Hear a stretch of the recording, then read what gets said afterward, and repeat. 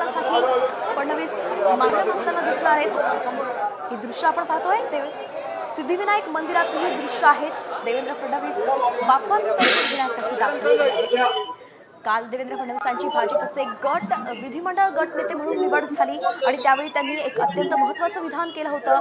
पुढील काळ हा अपेक्षा पूर्तीसाठी असणारे, संघर्षाचा असणारे आणि ह्याच अपेक्षा पूर्तीसाठी संघर्षाच्या काळात बाप्पा साथ देव म्हणून ते बाप्पाच्या चरणी नतमस्तक होण्यासाठी आल्याचं पाहायला मिळत आहे। अत्यंत मोठा दिवस आहे आणि यासाठी पार पडणार आहे आणि आपण बघतो की तत्पूर्वी सगळ्या देवेंद्र फडणवीस हे सिद्धिविनायकाच्या दर्शनाला इथे दाखल झालेले आहेत।